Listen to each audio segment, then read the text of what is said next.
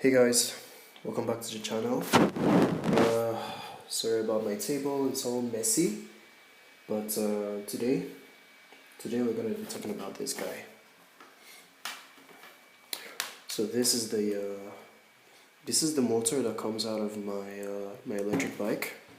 This was it's a modified hub motor from a hoverboard.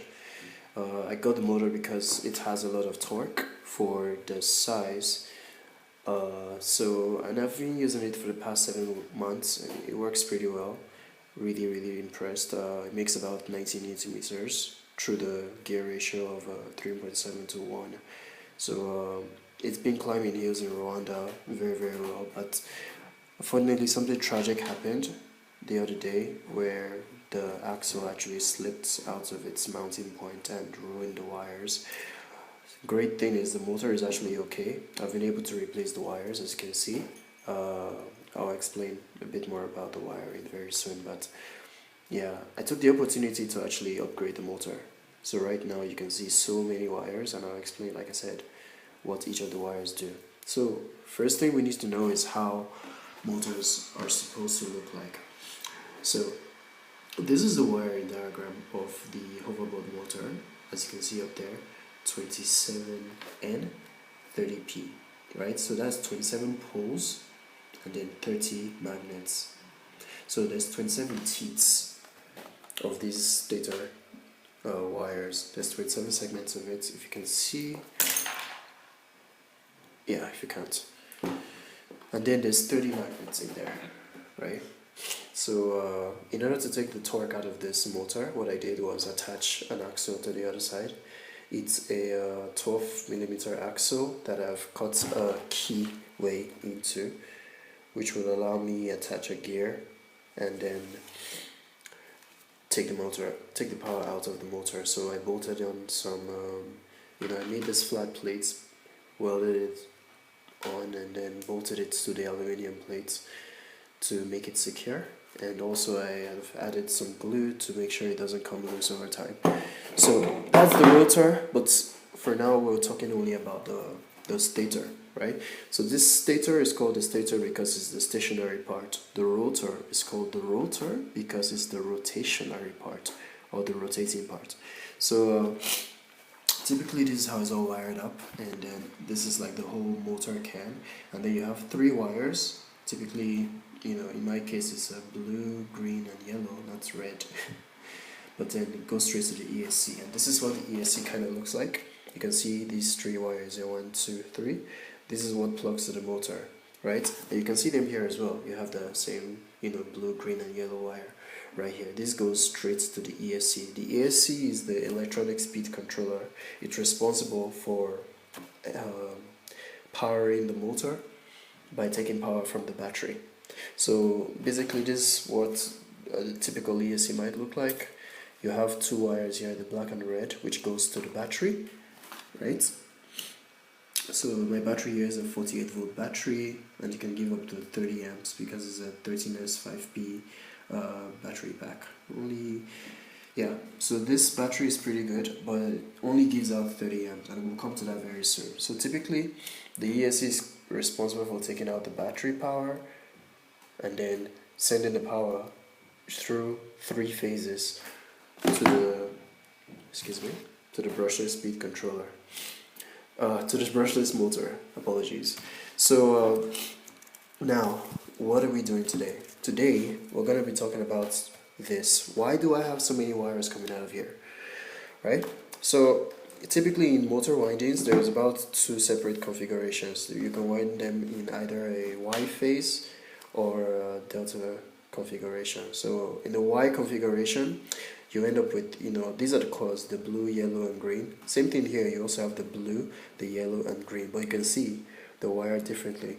In the Y configuration, all the ends of each phase are connected together in this neutral point. Okay, and you can see that there in this diagram. This is how a typical hoverboard is connected. You can see these black lines there, right?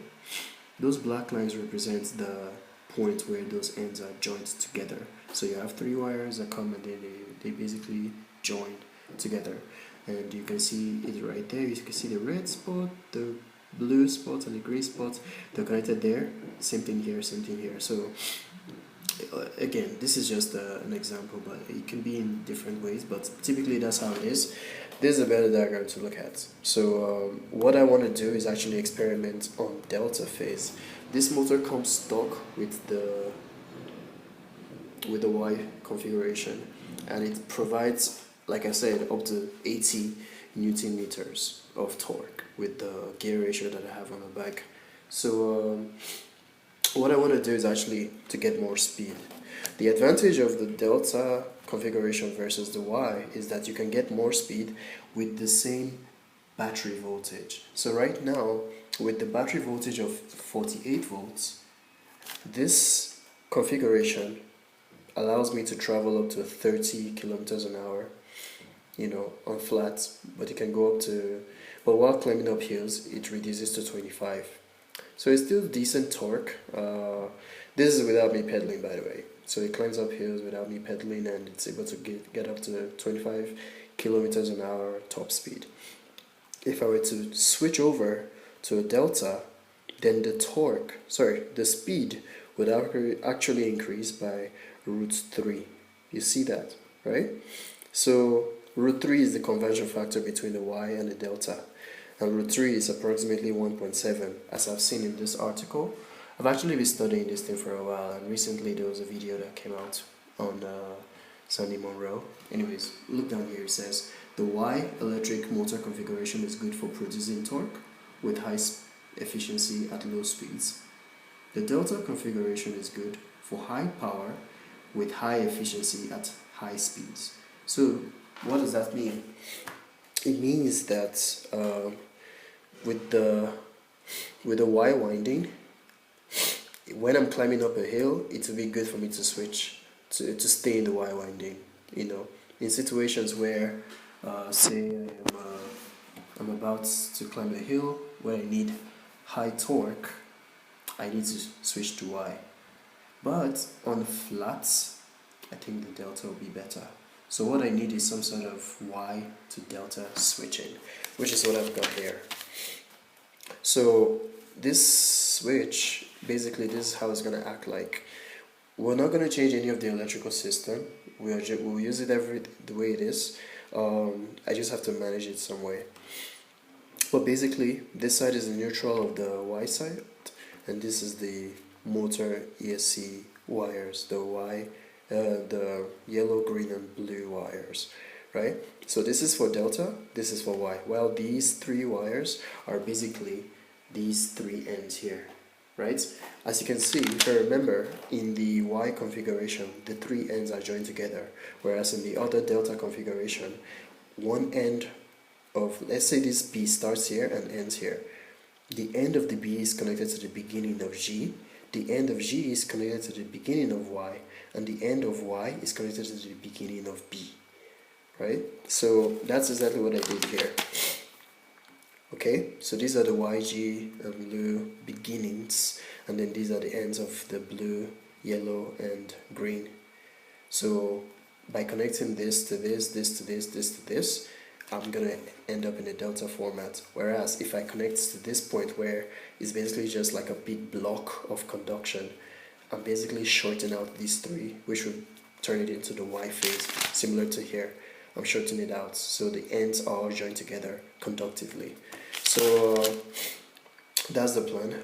I intend on, actually, that's why I added these extra wires. I took off the Y joint, the neutral point here. As you can see, there's a lot of wires under there,